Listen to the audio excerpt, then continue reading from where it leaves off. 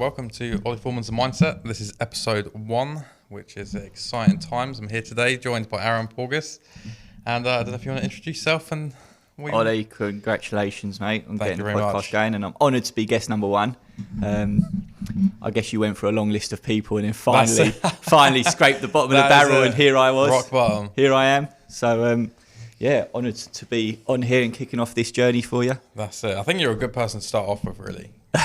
You're going to say that, though, aren't you? That's it. I've got to say that. Because you'll kind of like tick 2 of the 3 boxes of what we're about here. Sort of entrepreneurship and sort of like mindset of that. So how... What's your third box? Fitness. Oh, yeah, definitely. Fitness. Yeah, I see. Definitely not that one. That's it. So sort of where did your journey start really in like entrepreneurship or like the game of like mindset changing? My entrepreneurship journey, I guess, started when I was 12 years old and did that classic selling cans of Coke in school, crisps, and just, making just buying and selling things just to make a profit, really. Yeah. And loved it so much so that, like a typical lad in North London, I guess, who was obsessed with football, then it was like, actually, this is more fun. Like, I'm enjoying this so much, taking cans of Coke and Pepsis and stuff like that. And then really unlocked that capitalist spirit and realised that on days like today, when it's really sunny and it's 35 or 30 degrees outside or something like that, what I used to do is I used to take the drinks in and not sell them in the morning. And people would be like, Arron, can I buy a drink? Can I buy a drink? I'd be like, no, because I was selling them 50p a can. Because I knew that as soon as lunchtime finished and everyone was really hot, I'd stand there and sell them for £1 each. So I'd just carry them around all day and then sell them, and then cold ones for £1.50. So that's really where it all started for me. Yeah. And that was just, you talk about being born with it, didn't you? Yeah. I do believe you can learn you can learn it and you can become all that. But definitely. That's really where it started for me, and then moved into, how much do you want? Do you want the whole story? Yeah, no, go for it. Yeah, right. So from there, didn't do very well in school. Spent too much time selling my dairy milks and my cans of Coca-Cola. Ended up in Tesco's, and being an ambitious person, got onto that management ladder and stuff like that, and was doing all right at it until I was about 20. And I literally woke up one morning, I was like, shit, man, what am I doing? Like, when I'm 30, I'm going to be stuck here. Like, I need to get out. Yeah. So I remember thinking about this. I was behind the delicatessen, where they do all the sliced hams. And Yeah. And I was like, I haven't got any qualifications, like school qualifications. So I was like, what can I do to make as much money as quickly as possible? And I was thinking, plumbers. Plumbers earn loads of money and they don't really do anything either. So I was like, that's it. I've sussed it. I'm going to be a plumber. So then I phoned up the college. I was like, hello, mate. I want to be a plumber. Enrolled on the course and then went there and then, did my apprenticeship and stuff like that and was like, wow, this is actually a lot harder than I was expecting it to be. Yeah. But, served my dues, served my apprenticeship, worked for a couple of people. But always the goal was always to set up on my own as it'd be, and then build a business through there, which spent the last 10 years or so doing, and had some success at it as well. Had some hardship in it, but that's been a fun journey. Yeah, no, that's good. I think it's in the same in any endeavor you go down, especially when you make that leap from employed to self-employed to running. It's a lot of the behind the scenes no one really sees. No. It's a lot. How was your journey? Similar to yours, really. Like when I was in school, I used to draw and make comic books and sell them. You so one-upped me there, didn't you? I used to sell cans of Coke. I used to design comic books. They were awful, but they were so bad. But people bought them, and I used to give away with each issue like a little like a McDonald's kids toys to get like your Happy Meal. Right, really? Yeah. Nice. It's something like 20p a magazine with a little toy, and that's kind of where it started me. From that, I kind of like lost my way. I didn't know what I wanted to do. Yeah. Until later on in school, probably like year 9, 10. So I was probably maybe around 12, 13 at that time, and I wanted to get into tree surgery. It was always that from out of school, was it? Yeah. So then I did bad at school. Like, I kind of like failed school and went to college. Yeah. But I didn't have the grades to get into college. Yeah. So I just kind of lied and said, yeah, I've got these, no worries. And by the time I checked, I was already a year into college. Oh, really? Yeah. And they're like, oh, you haven't got these? And I was like, no, I definitely got them. And they just got me to sign a bit of paper and that was it. And it just all got forgotten So you do that classic thing you do when you're a kid. You're like, nah, didn't I? I thought I did. Like, I must have got them. Yeah. Oh, I don't know. Like, and they just got me to sign this paper saying I got them. And then I never heard of it again. Fantastic. It was great. And then yeah, so probably I was at college, started college, just turned 16. Was there 2 years, then worked for a company sort of in my first year there, got a part-time job there, and then went full-time with them. And then when I was 18, I left and went to work in Australia for a year. Cool. And out there, which was a learning curve. What was you doing out there? Tree work again. Oh, really? So yeah, I got offered a job over there. Right. So then I went out there to do it. And it was good. Like, everyone said you wouldn't come back from a place like that. But when you're out there, all I can say is the grass is never always greener. Yeah. Like way people say it is. Yeah. And it was good. Definitely, like, the way of life's really nice. Yeah. It's just the work wasn't as nice. Yeah. I found in England is you take a lot more care in what you do. Right. Which is what I like doing. And then, yeah, so I came back from Australia when I was 19.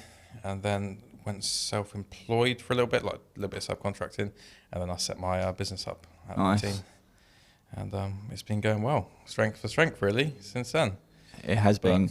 It's been good. It's been good. But I say it's been tough.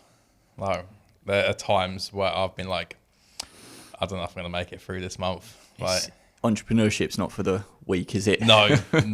There's the amount of failures. It's a lonely, stressful, tough place. Yeah. I mean, like, I went for a stage where I did 7 days for a year. Yeah. And it's just, you just say goodbye to your social life and everything. It's just non-stop. Yeah. But it's kind of good, but it's when you've been doing it for like a prolonged period of time, you then come to realize there is more to life than just 24/7 grinding away. And it's like, you're not going to get your time back. Yeah. For no matter how much money you're going to make. I know exactly what you're talking about. I remember times when it literally felt like you'd just come home at whatever time it was, open the door and almost collapse through the front door and have to like just crawl in and like the missus has got photos of me where I've literally sort of done that sort of thing. Just come in and just laid on the floor and fallen asleep on the floor. Yeah. And that's it. And just being like, just exhausted from just putting 120% into the day. It'd just be like, wherever I had like a spare 5 minutes, I'll just take a nap. Yeah. It was a lot. I got a theory, right, that, people say a lot, oh, we could sort this country out by people going and doing national service and all that sort of stuff. I think everyone should have to spend a year being self-employed. Yeah. Because I've got so many friends. I haven't got so many friends. I've got a couple of friends, right? Sorry if you're listening because you might recognise yourself here, who are employed and got pretty comfy jobs, right?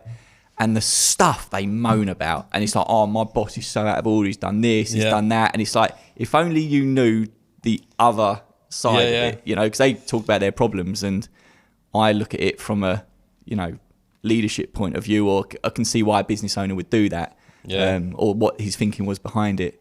So, I've had guys where they've like seen like the good sides of the business, and especially like I've had some quite young guys work for me in the past, and they're like, oh, do you know what? If you can do this, I can do this. Yeah. They like either want loads of money or they're like, I'm going to go off and do my own thing. Yeah. And every single one of them that has gone off to then go self-employed, all of them are now employed again, working back. They are right. If you can do it and I can do it, then they can do it. Like anyone can do it. But it is hard. Like it is hard. The amount of sacrifices you have to make, especially in the beginning. I find the beginning is always like the biggest part of your life you give up. Yeah. That's it. Like when you get going more, like I'm at a stage now where I can take more time out of work to do other things I want to do. But say like 2-3 years ago, 7 days a week, and it's just it is like I'll say the word like burn out really after a while. Like for me, like once I got past 3 months of 7 days a week, I was done. Yeah. It was not nice. I know exactly what you mean. But no one ever tells you that when you go and do it. They say it's tough, but no one actually tells you. You don't appreciate how tough it's going to be. Yeah, and the challenges, I don't think they ever disappear. My personal thoughts were, it's hard at the beginning, and actually it just gets harder and harder and harder. And because the more staff you employ, the bigger contracts you take on, the bigger work you take on, the bigger the turnover is, and everything else like that. That all brings its own problems. And it can be, if you've got a couple of guys in your team or whatever, and a wage bill of a couple of grand a week or something like that, versus a wage bill of 10 grand a week and that sort of thing. You've got to have your processes right. Yeah, there's definitely levels to it, but I think the more you go up, there's more stress, but you've learned to deal with it by going up. Yeah. So like, say if like 4 years ago now, and I was in this situation, I wouldn't be able to handle it without going through that process of getting here. Yeah. It would be like such a massive jump.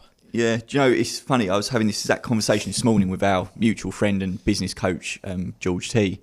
And like, I've been going through a bit of a difficult time the last couple of months. And I've had to dig deep to, sort of keep going, but we stay consistent. We keep doing stuff like that. And I was saying to him that, we've almost got to be grateful for these hard times, because if we are going where we want to go, let's say to Grant Cardone and Gary Vaynerchuk levels sort of thing, then I couldn't be able to deal with their problems right now. Like it would break me. Like it would absolutely break me. A little bit like if I was to go to the gym and try and I'll bring the fitness stuff in, try and tick them 3 boxes. And if I was to go to the gym and try and bench 150 kilo or whatever I know you go a bit and you deadlift huge amounts of weight, I wouldn't be able to do it. It would literally break my body. Right? I couldn't do it. But how do you get there? You go and you start off on a smaller weight and build up and build up and build up. And I look at that the same as our problems. We're never gonna, if we want to keep building our lives and our businesses and stuff like that, we're always gonna have successes and then problems. To get there, we need to go through them challenges and then just make it a little bit harder, so we're then equipped to take on the next challenge. No, definitely.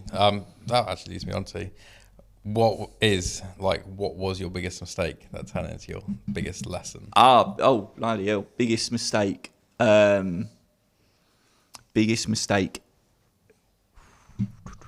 Not being focused enough on profit and actual numbers.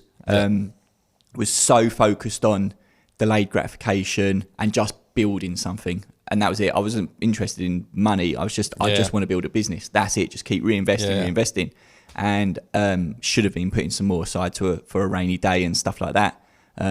So that's one of the mistakes. But a big mistake / if I could go back and give myself some advice, would be slow down a little bit. Slow down and look up. Sometimes you need to go slower to go quicker. So exactly like what we're talking about, that year you spent working 7 days a week, did you achieve more in that year than you would have done by working 4.5 days a week, 5 days a week, and then spending half a day, focusing on the business rather than in the business? No, definitely. Because when I was sort of first setting up the business at 19, everyone was just like, you need to slow down. But like enjoy things in the moment and not just get your head down and work 24/7. Because like now, like 25, there is a lot that I kind of like missed out on just by working through everything. I don't regret, because I don't really regret anything. I think everything I've done is the reason that's led me here. Right. But it's just, I'm more conscious of it now, sort of like taking my time and actually enjoying being in that moment. And not just a million miles an hour all the time. Is definitely a thing. I think like the 2 pieces of advice that stuck with me when I first started getting into trees when I was 14 was this guy. He said to me, you do trees for the love of doing the trees. He was like, if you work for someone, you will never make money. He was like, if you want to make money, you have to have your own business.